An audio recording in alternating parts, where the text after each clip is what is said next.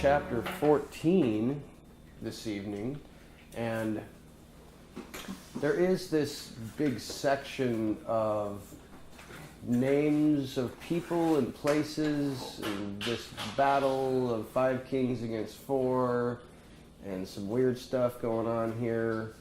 And then, of course, you get the section with Abram and Melchizedek, which is always fascinating. So what I'll do is I'll read this, and then, of course, you know how I generally have questions for you. My note board thing, my clipboard. I don't know what to do with my clipboard. Did you have it earlier? I don't know that I did.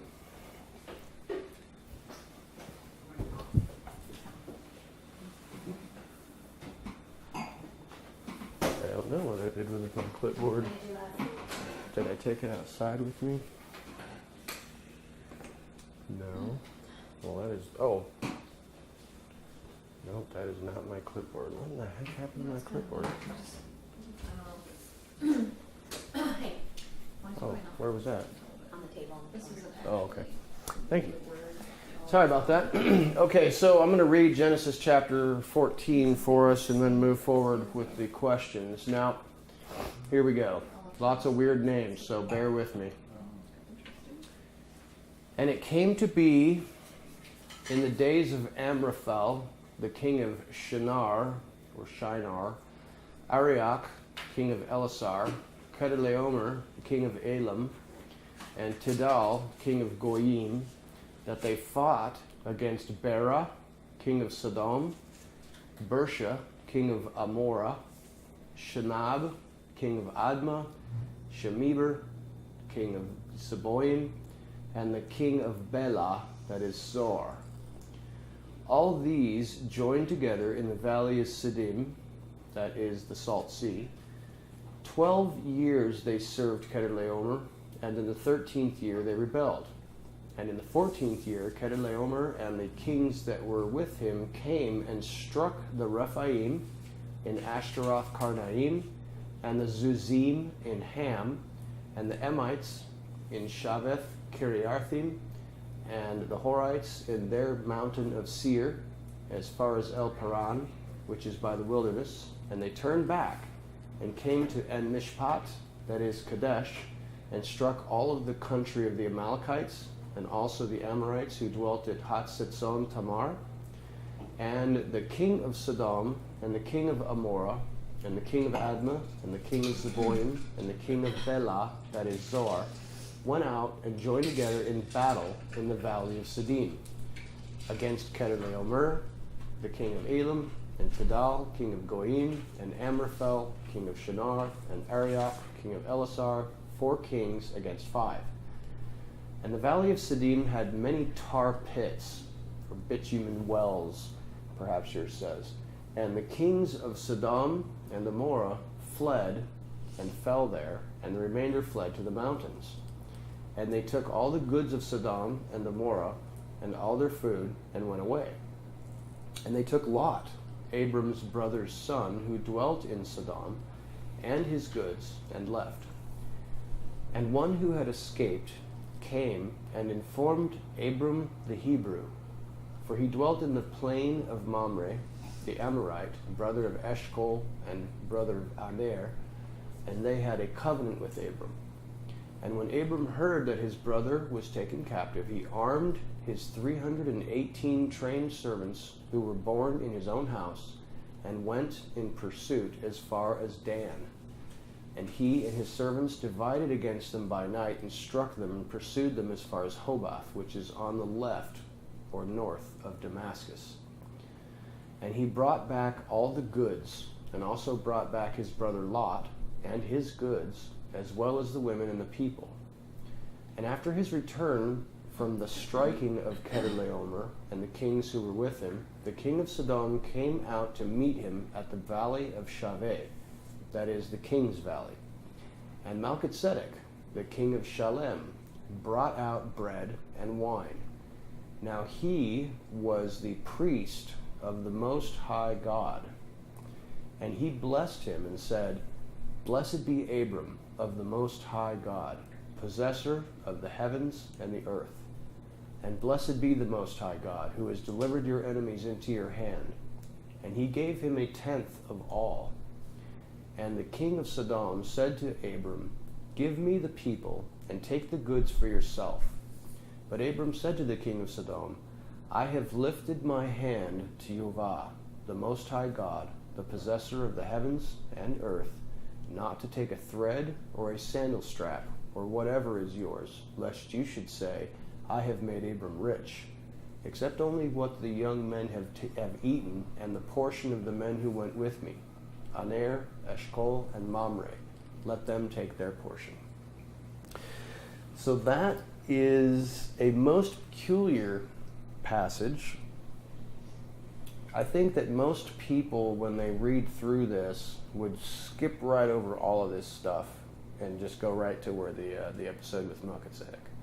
That's obviously the most noteworthy thing here that people often pick up on, because Melchizedek is mentioned, other times in the book of Hebrews and in the Psalms. So that is the really kind of what seems like the highlight of this passage, is the episode with Melchizedek. But I want us to take a look at what is going on with all of these weird people and places up here in the top part of this section. Did you notice that these names are repeated multiple times? That twice we get the whole list of names and places?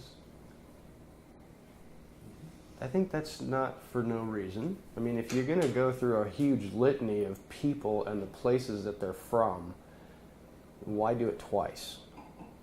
And of course, you know that one of the important things is to look up the Hebrew meanings of these people and find out what is this all about, who are these people, and what do they represent. And there's a lot of very interesting, I don't know if you want to call it mythology, but some people have said that Amraphel is actually Nimrod.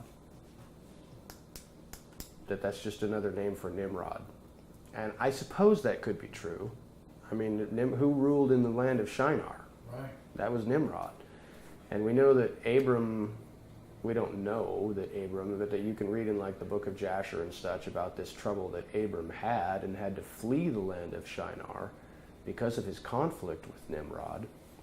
The Tower of Babel incident, which was only a couple of chapters ago. So is it possible that Nimrod is still alive and that he's somehow in this section referred to as Amraphel? That is certainly possible.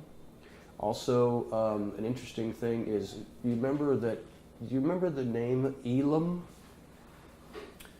Remember hearing that word before? That's actually one of the sons of Shem. So some have speculated that Kedorlaomer was actually one of the sons of Shem. Now this is again rabbinic speculation, so I don't know, what you would say about that. It's just interesting. But what I think here is two things that I want to bring to your attention just in regards to this weird people and the list of places and names. Number one is the rule of first mention. This is the first battle ever mentioned in the Bible. Therefore, I think it attains certain interesting prophetic, possibly prophetic or archetypal significance. Meaning that as this is the first battle mentioned in the history of the Bible, that it is probably going to be some type of an archetype, some type of setting a precedent, if you will, that we can see that battles will follow this pattern or this example in some way. The second thing is to look at the actual names. So once I think we look at the names and what they represent, then look at this being an archetype of battle in the Bible, you might have some ideas spring into your head here. So look at these names. We have first Amraphel, which means dark saying or dark speech. of some kind, who is the king of Shinar, which is Tooth Town, which is a little weird. It reminded me of Tiny Toons, or Tooth, I don't know, somehow I reminded me of Tiny Toons. But Amraphel is Dark Saying, the king of Tooth Town, or the town that devours. Arioch, like a lion, from Elisar, which means God turns aside. You have Kedorlaomer, the binder of sheaves, who is the king of heaps. What is sheaves again? Sheaves, like when you chop down wheat and bind it together into a sheaf. You have Tidal, you shall be cast out, the king of peoples. And those are the 4 kings against these 5. Bera, son of evil, the king of burning, or their secret. You have Bersha, son of the evil one, the king of Amorah, which is the people of fear. You have Shanav, hate's father, the king of dirt. And you have Shemeber, celebrity, perhaps. This one was a little bit wonky, but the best they could come up with is like someone famous, the king of hyenas. This is all very, very weird stuff. It's like Marvel. It almost is. And then this last king is not actually given a name, which is significant, I think, and curious in itself. The whole list, when they list him twice, they 2 times do omit the name of this person who is apparently the king of Bela, or, if you will, Zoar, which is devouring and destruction, which also means Zoar is smallness. So the names of these things and people and places are very curious. Very curious indeed. Which set did Abraham have to fight? Abraham fought this Those set 4? on the left. Okay. Amraphel, Arioch, Kedorlaomer, and Tidal. These guys were victorious over these guys. And you know, here's something interesting too. It seems like Kedorlaomer is in charge, right? When you read the text, you kind of have a feeling, like from the reading of the text, that Kedorlaomer is the leader of these people, and yet Amraphel is the one who is listed first. It's almost, the speculation is that although Kedorlaomer somehow might have had a political leadership position, maybe Amraphel was the senior leader or had greater honor or something among these people. I'm not really sure. But they had subjugated and forced these people to pay taxes, and apparently had ruled over the entire, Near East for some time and made them pay tribute. But then they rebelled, and so these guys came and had to beat up on them, get them to get back into line, get back into submission. But did you notice something interesting about before the battle happened? What did these 4 kings go and do? Did you notice they rallied themselves together, but they did not go and fight these people? They went and fought somebody else first. Did you notice who that was? Yeah, the giants. Yes. That's what's rather interesting, is that they first went and fought the Rephaim, and then the Zuzim. Now, not all of these people are like the Nephilim or the giants, but several of them are, which is curious. So these, what is going on here? Why did they band themselves together to crush this rebellion of the little towns in and around Sodom and Gomorrah, but then somehow take a detour to the south in order to beat up on the giants and the other peoples, and then head over and crush these guys again? This is a very interesting turn of events. And I think, and you can contemplate this, if this battle is the first one mentioned in the text, and you've got names like this, going and fighting the Rephaim and the Zuzim and fighting the giants and the Nephilim and such, and then going and capturing these 5 places and taking a relative of Abram's captive. And then, of course, Abram gets involved with 318 guys, beats those 4 kings and their armies, and frees these captives. Are you seeing any kind of a picture emerge here of what the possible significance of this might be? Yeah. What do you think?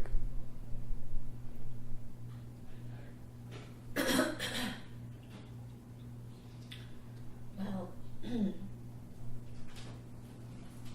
the thing about him going south, Mm-hmm. them going south, Mm-hmm. but then when Abraham catches up with them, they're way far north. Yeah. And then after the battle's over, you have the King of Peace coming out with bread and wine. It sounds like this little mini template for the end battle, the last I battle. could not agree more. That's exactly what I saw when I looked at this. Is that somehow this is a prophetic shadow picture of the great battle of the end. In fact, I think it's quite similar. That the nation against nation and kingdom against kingdom that Messiah spoke of in Matthew chapter 24 is actually pictured here with all of these kings of these foreign nations fighting against each other. And then the King of Peace arrives and blesses Abram. Righteous Lot was rescued from the destruction of these kings. These kings have really weird, dark, spiritual, fleshly names for themselves and their people and their places that they're from. I think that this is absolutely some type of a prophetic shadow picture.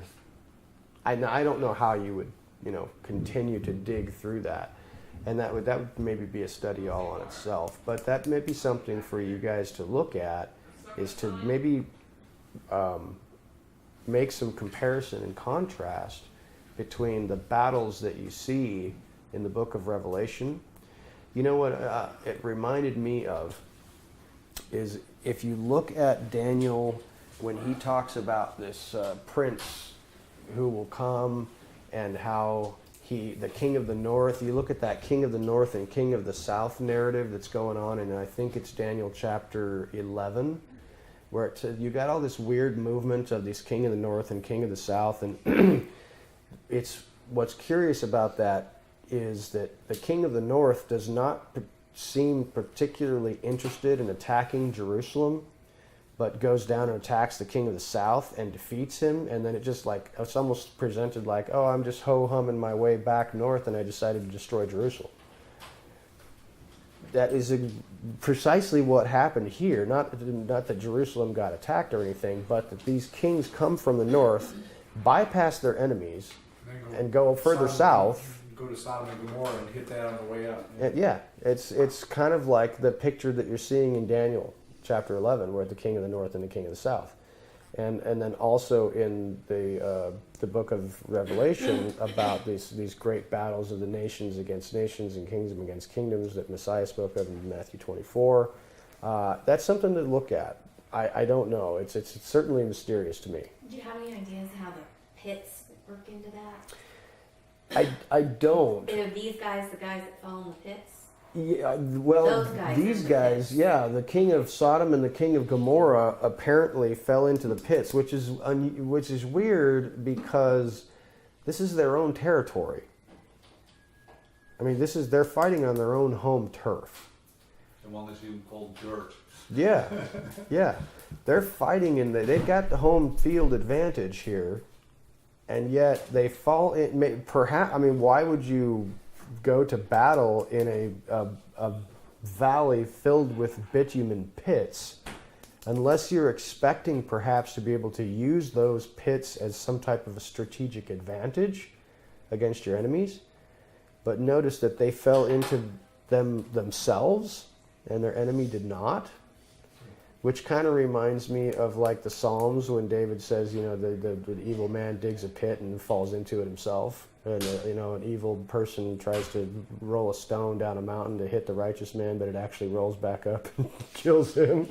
I don't know. The blind both fall in the pit. Yeah, so it seems somehow like everything is very weird about this whole account, and that you've got these guys falling into their pit, their own pits. Something is really weird going on here, and I think that there's some prophetic shadow pictures happening. So, and then once this is all over and the king of Sodom is out of this pit, what do you think about this offer that he makes to Abraham? So it's like he wants to keep all the souls. Yes. And is he talking about also the people Abraham brought with him, or just the people of Sodom? That's a good question. What's curious to me about that particular question is that Abram doesn't want anything. He doesn't want the souls of the people, and he doesn't want the goods. He basically says, I am just here for my family. Lot. That's all I care about is Lot. Now, the people who came with me, Aner and Eshcol and Mamre, they deserve a share. What do their names mean? I didn't pay particular attention to those. That might be something to look at. There was something I think significant about the Mamre, which I think had something to do with like strength in numbers or a confederate or something like that. Does anyone have that handy? That interpretation there? Let's see. Right, which is to rebel. Mare, to rebel, to whip, that is lash. Mamre? Well, it's off of Mara, and then from Oh. Mara. Mara's the root. Like that bitter or something. Yeah, Mara. Yeah, I know that Yeah, one. so I just went from that. It's just, it says a sense, in the sense of vigor, lusty, Mamre, the Amorite. Okay, Mamre, according to the Brown Driver Briggs, it says strength or fatness. Okay, I see what you're saying. Vigor, lusty, and Amorite. Lusty the Amorite. It kind of surprises me that the king of Sodom is concerned about the people and not the stuff. Well, if you, I think it's about the resources. I mean, yeah, you'd be nice to have stuff, but if you have people, you can make more stuff, get more stuff. Slaves. Yes. I think if you have the stuff, but not the people, you're going to run out of stuff because you don't have people to get you more stuff. All the people in Sodom were corrupt and, Yeah. and evil, right? Yeah. So maybe it's just this picture of this evil dude coming out of the pit and collecting souls. It certainly seems to be. It does. You know what's interesting? When you look at these two lists of people, do you see any theme or similarity that would group these people together and that group these people together? Is there something similar here? I mean, in your opinion, do you see anything that kind of suggests these groups by what their names mean? Yeah, the left side, especially if you read it together, the dark saying, like a lion, the binder of the sheaves of people. Almost Yeah. like, for also God turns aside. Mm-hmm. Almost like a warning. Yeah. Also, it seems to me that the people and the places that are on the left-hand side seem like spiritual things. And the things on the right-hand side over here seem like flesh things. Flesh, spirit, dark spirit, evil spirit type stuff. But these seem like spiritual things. And these seem like fleshly things. And also like in the beginning of Genesis, when we actually almost start worshipping dirt. Mm-hmm. And that one is in the middle, the Shinar word. Yeah, yeah. Yeah, it's very interesting, isn't it? I think that there's definitely something here. There's very curious stuff, and I'm not a great scholar to be able to, pull aside all of these meanings and such, but I think that it would be, a great idea if you, make some notes in this regard and maybe compare these passages to battles in the histories of the nations, and also, especially, I think this has to do with end time stuff. It just feels that way to me. I could be totally wrong.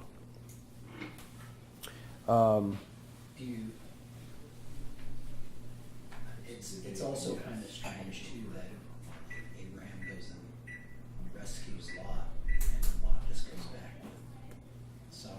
It does, doesn't it? It absolutely does. One of the... Yeah, it does. It's weird because he rescues calls him his brother, which is, I think, was interesting in this section. It says, when it's describing him in the first part, it says the son of his brother. But then after he's rescued him, it says his brother Lot. And then Lot seems to go right back to Sodom. It's like you would really... But we've had this trouble with Lot before, where he just keeps spiraling downward out of control. And... So is that when they are dividing from where do you want to go? Okay, Lot yeah, chooses to go there, right. and Abram said, okay, I'll just go on the other right, side. Right, west. You go north, I'll go south. Yeah. But he went east instead, East, and decided to dwell in Sodom. But then, he gets rescued by Uncle Abram, and then goes right back to Sodom when he's done, like a dog. I can only assume, and I don't know what your thought is about this, but he left Abraham as a rich man. He had a lot of things, Sure. and now he's living kind of like in a city, Mm-hmm. right? So he doesn't have all these things anymore. I have wondered about that maybe he sold off his livestock in order to be a merchant or something that would be more conducive to city life. Or maybe he hired somebody to keep his flocks and herds outside of the city and just make him money, and he resides in the city with all of the comforts of urban life while somebody else is managing. I mean, he had herdsmen and such who were fighting with Abram's herdsmen in chapter 11, I think. So, yeah, but I'm curious about that as well. Why did he go back to Sodom? Doesn't make any sense to me. Tracy, I apologize. That's okay. This is not on topic, but I was just noticing how they struck the giants, and that word giants, Rephaim, comes from the word Rapha, which is heal, and Yahovah Rapha is the God who heals us. Mm-hmm. So could these be some kind of healers or something? And where do we get giants from? Like, because it's always translated as giants, but it could also be healers, like the plural of healing. Or Yeah. I don't know. That's a good question. Is there? I mean, you were just looking it up there. Did you see any sections where it was actually translated as healer? not Rephaim in the plural, But just the word that it comes from, the root word. Okay. which is the singular Rapha, and that's how it's always used. Well, Heal. okay. Consider this, and I'm not saying that this means anything, but consider the when we get to the New Testament and we see pharmakia, that is also healing, Yeah. but it's through witchcraft. It occurs to me, just as an idea only, that perhaps part of what was corrupted about these people is that they were involved in witchcraft type of stuff. Don't they even call the drug makers big pharmacy or something like that these days? Big pharma, yeah. Yeah. Yes, they do. That troubles me because I don't want to be one of those people who's like, oh, I'm never going to the doctor, I'm never taking any kind of medicine, I think that's foolishness. However, you got to be careful because I think it's real easy to get, I think it's more about the drugs. Yes, I think, and the addiction to them. yeah. Whether it's addiction to drugs or that, I mean, you know, cancer drugs that's a concoction of poison. They never want to cure the ailment. They just want to make the Treat symptoms, the symptoms. reduce your symptoms, and you stay on the drug for the rest of your life. That's the way it works. That's the way money's of at. that's the way of the pharmacy, the pharmacological companies, absolutely. And so that's a tough subject to deal with because there's hardliners on both sides of that issue. I just think be careful about drugs in the pharmacological industry because I think it is sorcery. I mean, what are you doing? You're mixing together a whole bunch of weird chemicals, some of which are completely man-made, minerals and chemicals to come up with some kind of witch's brew that you've solidified and put into a tablet form. It seems weird. It seems weird to me. I don't know. Don't look at me like that. Angela, Tracy, throw something at her. Keith. Hey, the verse 5. Verse 5. Where we have the giants, the Rephaim. Yes. And then as you continue, whether you're looking at the Zooms, and that's, Wild beasts. that comes from, wild beast, fullness of beast, a moving creature. And then you go a little deeper and you got the memes. And then their terrors, plural of terrors and fright, and something to do with the idol as a bugbear. I don't know, dread, fear, horror. So I don't know what we're dealing with there. They all seem pretty wicked. Besides, we started off with maybe they're Nephilim or something, but then you got all these weird things that are hanging out with them that they're attacking. So Yes. I don't know what that was. I would tell you that this just seems to be chock full of evil and wickedness and fleshliness It's and almost as if spiritual they forces. come down to cleanse the land. They want to cleanse the land. And they're hitting all these other beasts and different things. Then they turn back up, and who knows who comes out to approach them because they didn't like what they had done and fought these others. Weird stuff, isn't it? Yeah. Weird stuff. Yeah, this chapter had me boggled.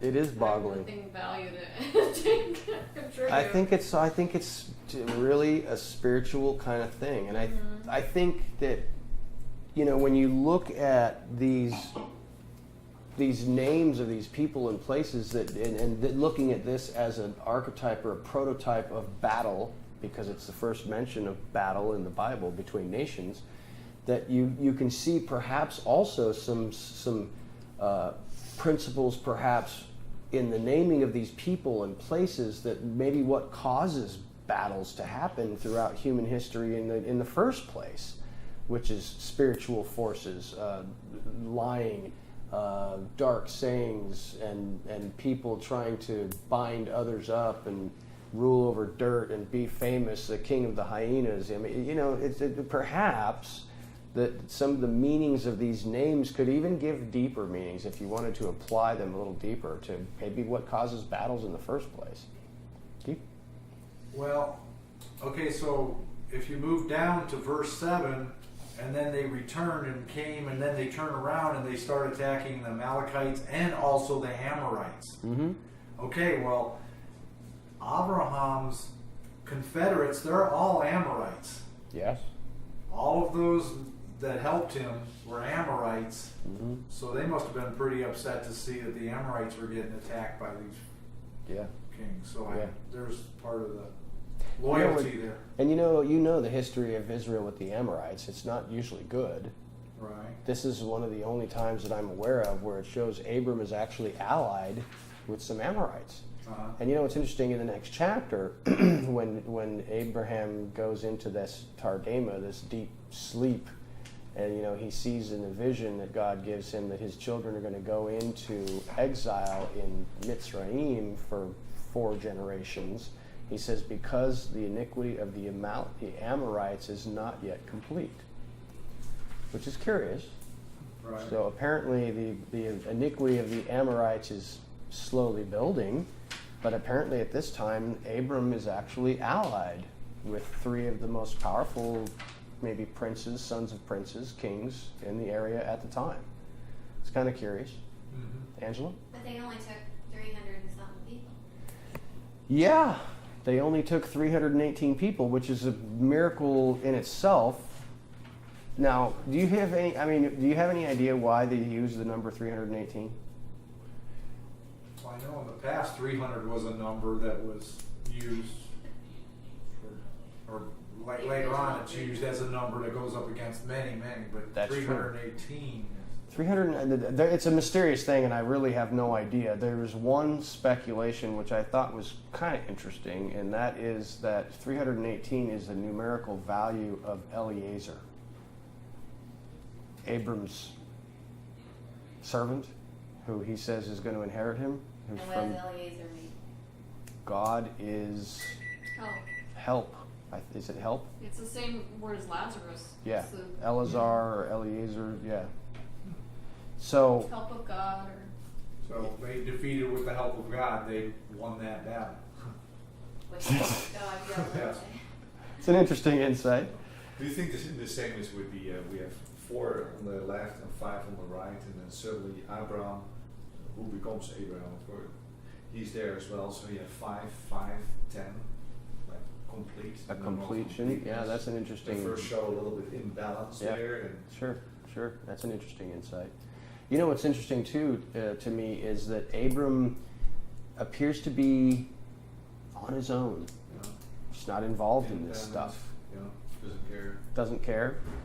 He's not involved. They don't attack Abram. I mean, certainly Abram was wealthy. I don't know that maybe he's beneath beneath paying attention to by these 4 kings, or who come through the land. Surely they had to have passed by. I mean, if he's dwelling near the plains of Mamre, and they're coming down from up north, he had to have seen them headed by. So he heard about it, but he's kicking it. Doesn't seem to have any conflict. Just lets it happen. Didn't it say the reason why they came down was that the 5 would not pay them tribute? Yes. Okay, so that was their whole reason, even though they went somewhere else first Right. and came back to take care of them. Yeah. Oh, is that one? Okay. Yeah, that was the whole reason, is that these guys rebelled, and then he's like, we got a rebellion on our hands. For 12, and in the 13th. In the 13th year, they rebelled, and then it took them a year to gather their force and decide to go ahead and go to battle. And then the 14th year, they came around and started rampaging down the coast, looking to get people back in line. So it's definitely interesting. Something interesting, and you wouldn't really notice this unless you had read it in the Hebrew, and this is something that's not terribly significant. It's just kind of curious, is that it says that where is that actually?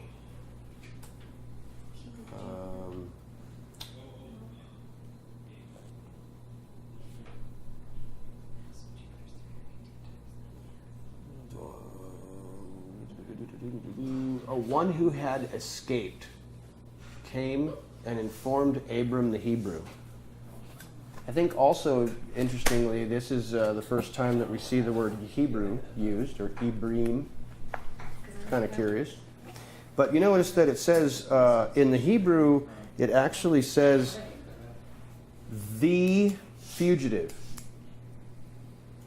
The fugitive escaped and came and told Abram what had happened.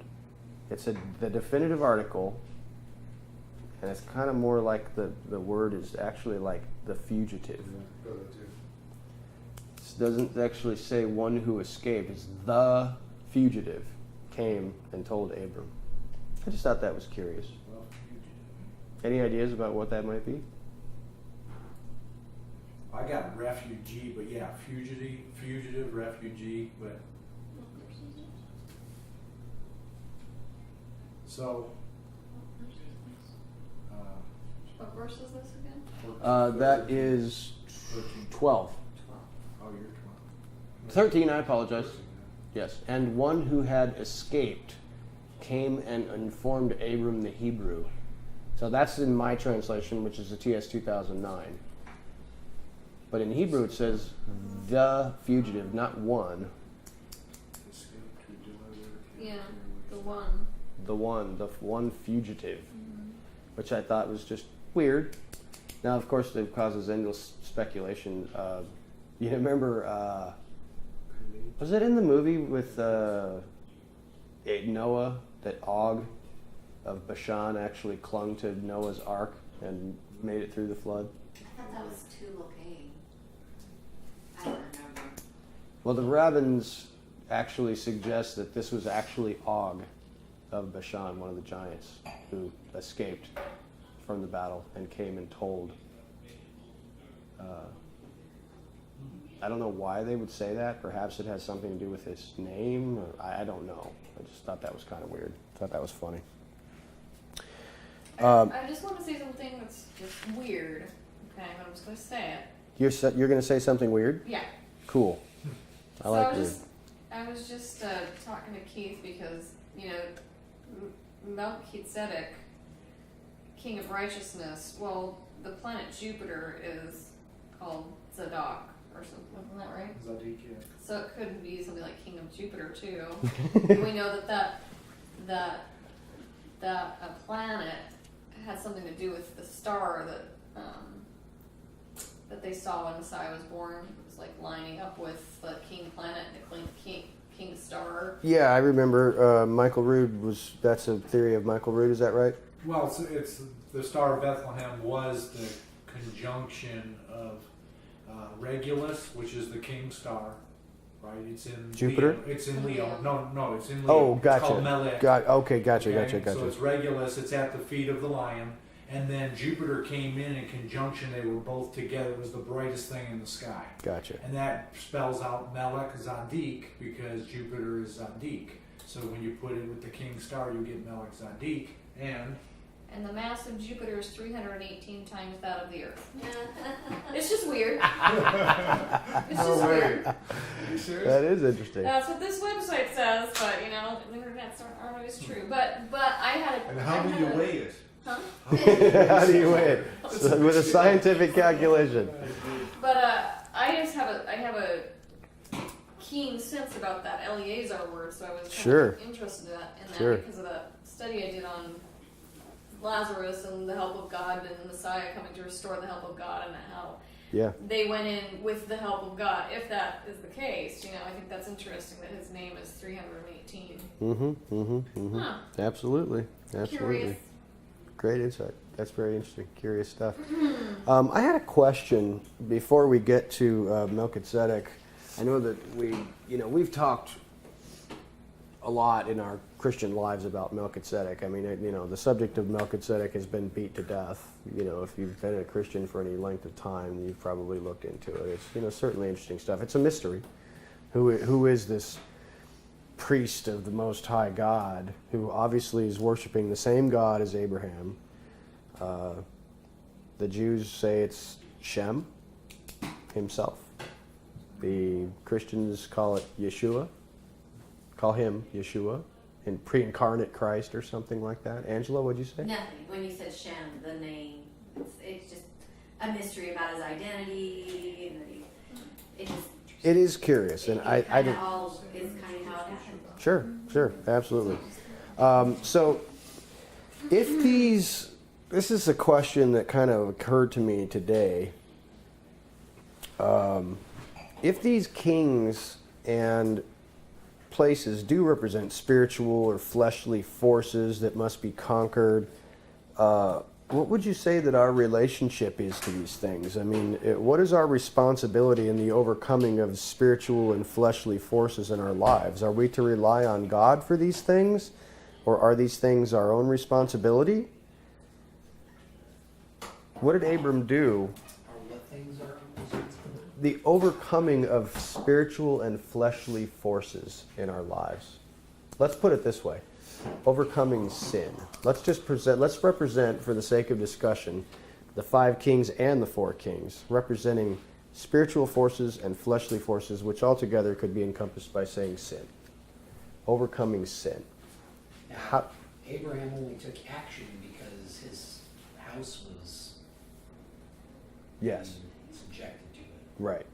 Yes. So Abram only took action, which is also another curious thing, that Abram only got involved. It's not curious, but I mean, I know it's obvious that he's concerned about his nephew, terribly concerned, so much so that he would make a fool's gambit to take 318 guys against the armies of 4 kings in order to rescue an ungrateful rebel, his nephew Lot. Why did he do that in the first place? That seems very odd to me. Did he pester him? I mean, did he send him letters saying, dude, what are you doing? You're living in sin. You're living in Sodom. You need to move out of there.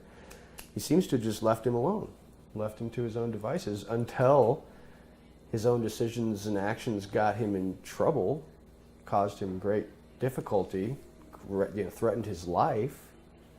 That it was only at that point that Abram stepped in and rescued him with the help of 318 guys. But if these things do represent sin, evil, is there some kind of spiritual principle here that we could apply to our own lives? And it just got me thinking about, for example, I don't know why, but it got me thinking about the issue of dealing with sin in our own lives. In some way, I don't know why, I just made that connection. I thought about it and I thought, this makes me think of believers dealing with sin in their own lives. And for whatever reason, I had this question in my mind. Is God going to deal with my sin in my life, or am I going to deal with my sin in my life?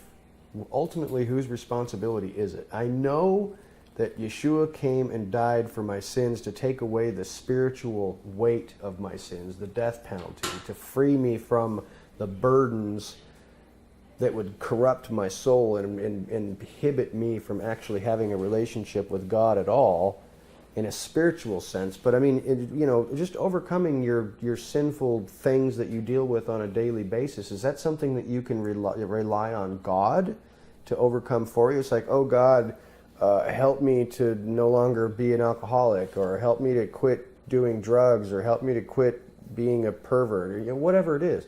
Is God going to overcome the sin in your life, or is that your responsibility? What is your opinion on that? I think that if a person had a problem like that and felt that it was out of their control, and they were in their heart praying to God to deliver them from something like this, I think that that's something that God would do. I mean, He's not going to do that if you're praying for that and you don't really want that. If you're just trying to chuck it off onto God, if you want me to change, God, you're just going to have to change me, right? Yeah, you do have action behind that, but I think that reminds me of the double-minded man from the book of James. Right.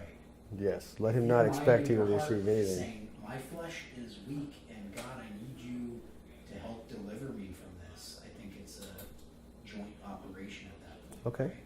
excellent. Angela? My first instinct was to say it's up to you, because in spite of what God made, you can still decide to do it anyway. I mean, you can override him. You have that.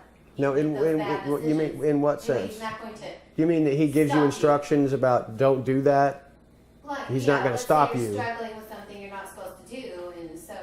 But then I got to thinking when Mike was talking, and that's. I think it would be easier if you did take control and take care of it, because if you are so bad that you have lost control and you pray for him to take it away, you may not like the way he does it at all. I mean, at all. It could be really bad the way he. If you've gotten yourself to let's say, like, someone who's an alcoholic, and they just won't make that choice for themselves, and they've totally lost control, and maybe the only way for them to stop is for something to happen where they no longer have the ability to raise that glass. I mean, to me, it just makes more sense to try and control yourself. Well, it certainly does. And you know, I'll say this. In thinking about this question, I went to multiple websites today. Just standard run-of-the-mill Christian stuff, God, you know, whatever, all these different websites, you know. How does a Christian overcome sin? And every single one of them had all these scriptures that were in every single instance completely ripped out of context. Every single instance. They were using, and I encourage you to look into this, because when I did it, I looked at only 2 or 3 of these huge lists that Google presented me, and I just knew what I was going to get. And because I thought my whole life, you know, you struggle and you do the best you can and you fight against sin, but there are some things that you just need help with. Just going right along with what Mike said. And that would be my natural gut reaction, that I am responsible for maybe the small stuff. Maybe God's responsible for the big stuff, or something that I come across that is too much for me.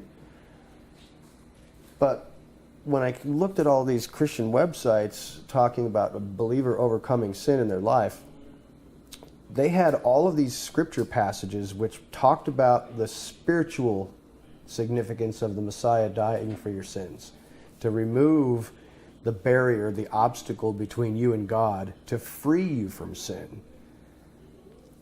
And it just did not work. And I began, it really began to strike me that God is not going to take care of my sins for me. That it specifically says that he will not allow you to be tempted beyond what you're able to bear. No temptation has overcome you except that which is common to man. And so I began to think, and you please correct me if you think that I'm wrong. I hope that you will, because I know that in my own life, you know, I'm a sinner, just like all of you guys, as far as I know. And none of you are perfect, as far as I know. And I've got to struggle with sins. And I think I'm coming to the conclusion that this is your responsibility, dude. Buck up. You have to fight this stuff. God's going to take care of the spiritual aspects of it. He's forgiven you. He's got full grace, but he is relying upon you to buck up, Buttercup, and get busy with your own crap. The Spirit, Messiah says, comes to convict you of sin. Mm-hmm. So it convicts you of your sin. And then he tells that parable about the house being cleansed, and then 6 more spirits worse than the first coming, and that house is worse than it off, and he calls it, that man is worse off than it was at the first. Messiah did do that. He did come and clean the house of sin. He cleansed us. Right. And now we're supposed to abide in him, and his words will abide in us. So if we're abiding in this word, we come through to the Father through the word, through his Son, and his word abides in us, then we do not sin because this word is in us doing the work. Yeah. But if we're not doing that, then how do you know? You know? So that's what's wrong with this theology of, he cleansed my sin, now I don't have sin. Well, you still can sin. That's just a fact. Sure. And so now it's up to you to hear that voice behind you saying, this is the way, walk in it. Whenever you turn to the right or to the left. Believe me, I would like nothing more than something in the scriptures to say God will help you with that sin or that area of your life, or you can rely on him to give you strength to fight against it or something. I just couldn't find anything. And I don't know, Mike, if you have anything that comes to mind. I know that your initial gut reaction was, God helps us with our sin, and I just don't know. I felt the same way, but when I looked, I didn't come prepared. No, I know you. I know you didn't. I know you didn't. But I've got a lot of thoughts about it. Yeah. You know, and Would you like to share them? Well, I just think that the whole thing is very complex and complicated, and the human race is at different. Every individual person is at a different place in their walk, whether they believe that there's a God, whether they have always believed that there's a God, whether they're actively pursuing a relationship with God. And I think that sin is the same way, right? So like you've got this, it's just not always so black and white. Like sin begets sin, abuse begets abuse. You know, violence is more, you get more violence out of it, you know what I mean? Like, Sure.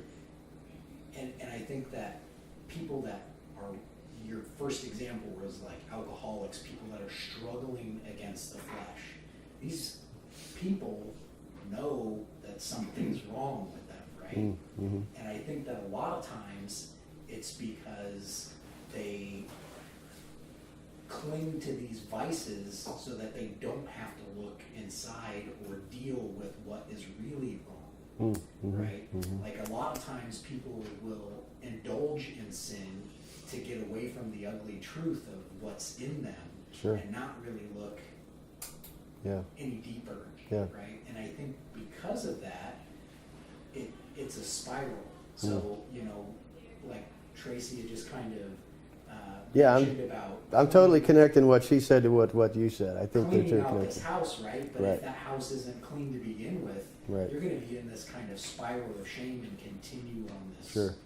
this course. Yeah, I think you're right in a sense, Angela. I think in the church, a lot of times what you get is the idea that he's going to come and clean my house every day.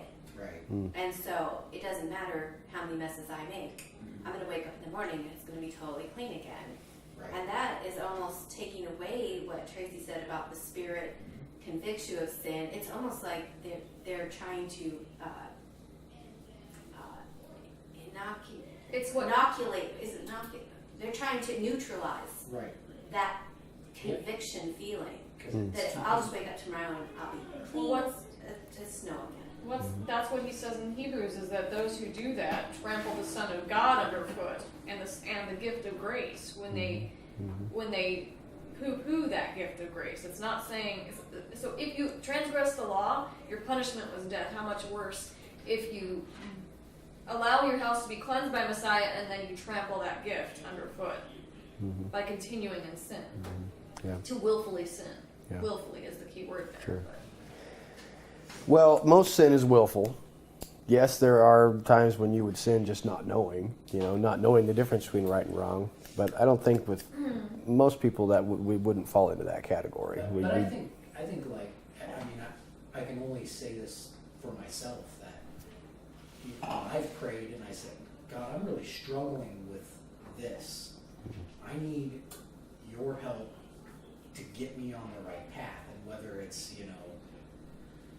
giving me an idea to do something differently, or putting a person in my life at the right time, or coming across a certain... That I can buy into. That maybe he will help and put you in a situation, okay. But there's a willingness on your part. There's not stubborn rebellion. Yeah. Still. Like you just He knows take the care of heart. it in spite Yeah, of my yeah. stubbornness. I think that, you've heard about, peoples that pray for patience, which is a terribly dangerous thing to do, because God will put you in a situation, perhaps, where there's only one way to learn patience, and that's to have your patience tested. And, if you lack patience and you pray to God, give me patience, then he very well could put you in a situation where your patience is going to be severely tested, and you will learn patience because it's been tested like that. I think that in that sense, what you're saying, I think I can totally agree with, that it's like, if you're really asking God to help you with a certain area of your life that you're struggling with and you don't know how to overcome it, that he might orchestrate some circumstances to help you. But I think overall, it's going to be you. It's going to be you. He's showing you the strength that he placed in you, and he's orchestrating helping it come out so that he can say to you, well done, good and faithful servant. You did a great job. I put you in the right circumstances, the right test, and you passed. You did have to, gird up your loins, pull up your bootstraps or whatever, but he orchestrated something in the way that would work for you. So I think that's a good insight. But I think that I was originally coming to it with this baggage that I had from the past, which is old Christian doctrine, theology stuff, which was like, just call out to God and He'll take care of everything for you. Like Angie said, He's going to come and clean your house every day, and you're not going to have to worry about it. I'm finding that is simply not true. And then you would also not have free will. He gave us free will, and we sinned in the first place. Yes, yeah. Yes, yeah, that's very true. Very true. Tracy? And like Mike said, it's not always black and white, because you No. hear of, and I can attest to in my own life with my family, is saying a prayer about an addiction or something, and then the next day they don't have that same desire that they had the day before, and it's cold turkey. He can do that. I believe that He can do that, because I've Sure. seen Him do that. Sure. So I mean, there is that aspect of it too. But again, it does require the person to stay in that way and to continue in that way, because there's times, I'm sure, where they have that time of testing where I can do that. Yeah, absolutely. Absolutely. I've seen things too. Recently, I've noticed this. Like, ever since I read that article you sent out, Sounds like that article was really powerful in your life, Mike. I hated it so much. One that I don't recommend reading. That's right. But I felt very convicted to not be a hypocrite in all of my actions, right? Like my thought and spirit needs to line up with what my flesh is doing. So even if my flesh is doing something good, if inside I'm thinking, I don't want to be doing this, or I'm Got a just bad doing attitude. this to Yeah. check and mark in a box. Yeah. It's not doing any good. Yeah. Right? Sure. And so I've noticed lately that as I'm trying to shape that differently with my interactions with people at work and things like that, that He's gotten people to kind of open up to me about things biblically. And so people have asked me questions, and I've been sharing what I know. And as I do that, I notice that I have to hold myself at a higher level of accountability, because now people are watching. Is he practicing what he's talking about? Sure. Yeah. And so in a way, that prayer that I've been asking about not being hypocritical, He's placed people in my life so that I can be accountable not to be hypocritical. Very cool. John, you want to say something? Oh, actually, it's now out of context. That's okay. So, Tracy does it all the time. So Yeah, I still don't see how this fits in with this chapter. Well, it doesn't exactly. As I mentioned, it just made me think of, because it seemed to represent spiritual and fleshly forces that were somehow waging battle against Abram, that somehow maybe it is a spiritual picture of the believer battling spiritual and fleshly forces. And it just brought to my mind battling sin. So I threw it out there. Do you see how it's connected now? I was kind of picturing it as like, I don't know what not word. a personal battle, but like, Yeah, no, and I totally agree. But that's why I'm saying, what we're talking about is not connected. But it's if an you important question in general. if you spiritualize perhaps a principle, if we're to extrapolate a spiritual principle from this, you might see that. But as far as what we're talking about, no, directly not related. I don't think at all. So, did you want to address that, John? No. Okay.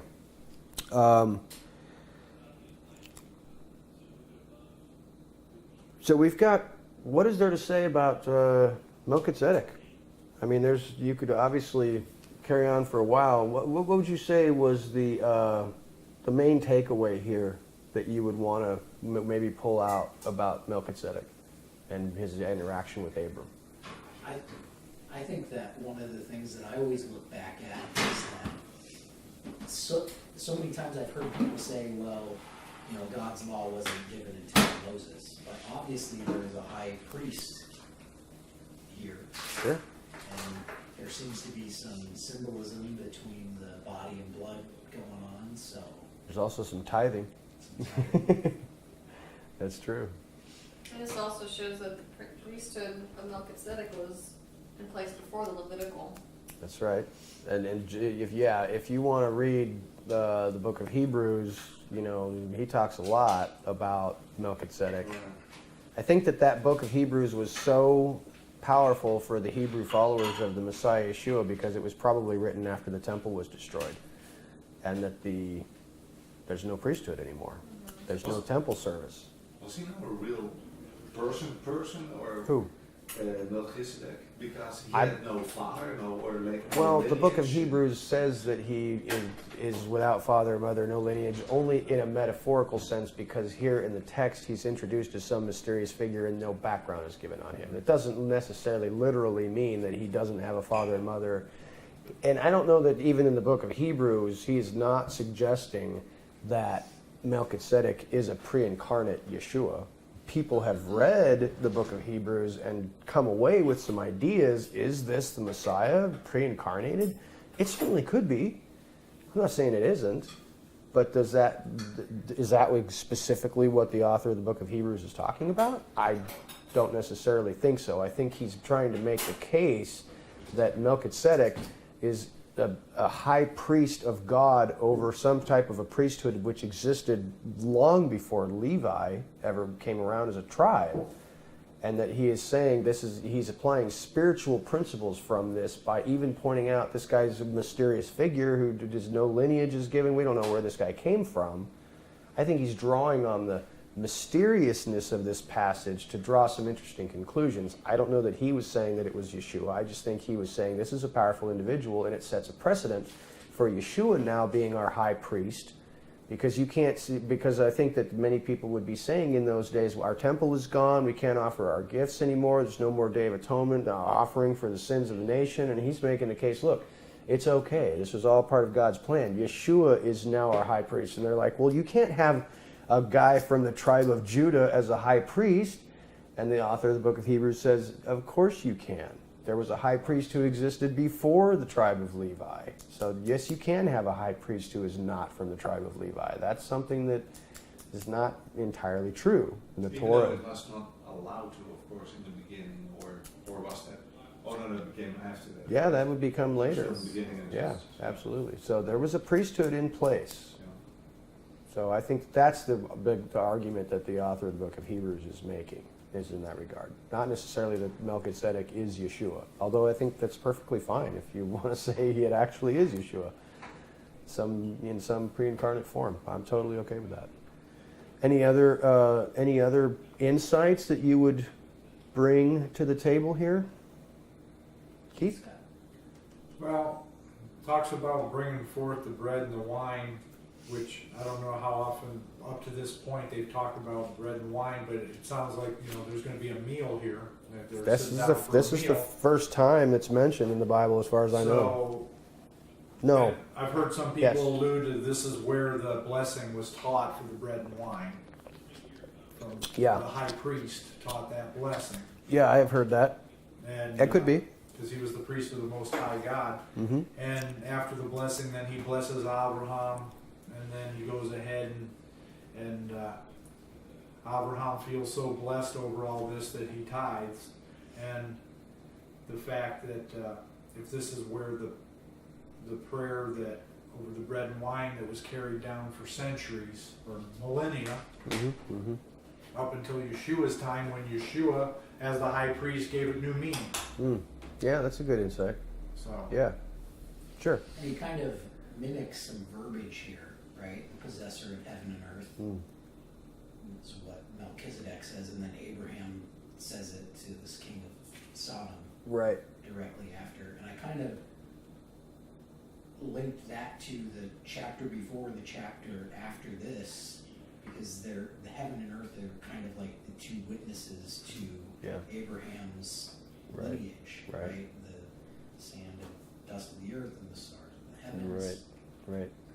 I think you're absolutely right, and I also think that when we know how we were looking at this from a spiritual battle, maybe even a prophetic shadow picture battle of the end times, I think that the next chapter, chapter 15, is definitely related to that whole theme. If you want to move forward a little bit into chapter 15, you can see that all of a sudden God is striking up a covenant, a hardcore covenant with Abram.